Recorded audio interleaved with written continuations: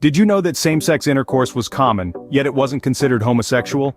Romans didn't categorize people by sexuality but rather by sexual roles. As long as a man played the role of the penetrator, he upheld his masculine image. However, if he was on the receiving end, he was seen as adopting a woman's role, often leading to social disdain. And here's a spicy fact: prostitution was widespread. It was even seen as normative for married men to visit brothels, as long as they were legitimate establishments. Conveniently, these brothels were often situated near upper-class residences. And yes, you heard it right, sex toys existed. There are numerous tales about ancient sex toys. One such rumor suggests that Cleopatra filled a vessel with bees and used it as a primitive vibrator. Intriguing, isn't it? Well, Cleopatra had a lot of sexual stories in her life.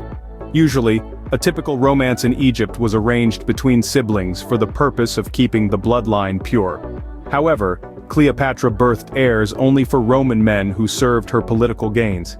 She was ruthless in her pursuit of power, inspiring thousands of scholars and creatives for thousands of years. In order to achieve proficiency in oral sex, she practiced a lot, and I mean a lot. She supposedly held the world record at the Egyptian court for the number of men she did in a single night. It was 100 men, if you were wondering how many. Cleopatra received the nickname Marichain, which in ancient Greek means she who gapes wide for 10,000 men.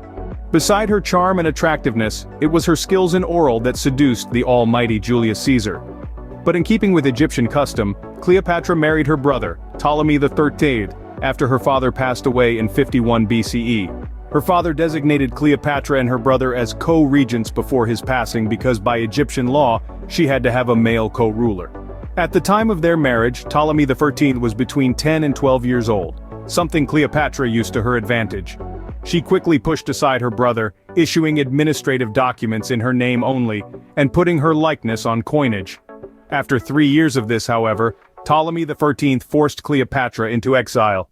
She fled to Syria where she seduced the Roman general Julius Caesar and persuaded him to recapture the Egyptian throne on her behalf.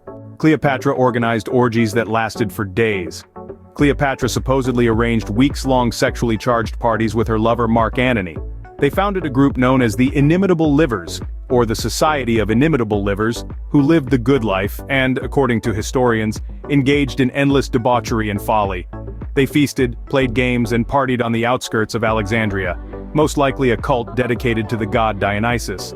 They often staged lewd theatricals, in which people danced nude while drinking to excess. Now if you want to know some crazy facts about blonde girls in ancient Rome, check this video.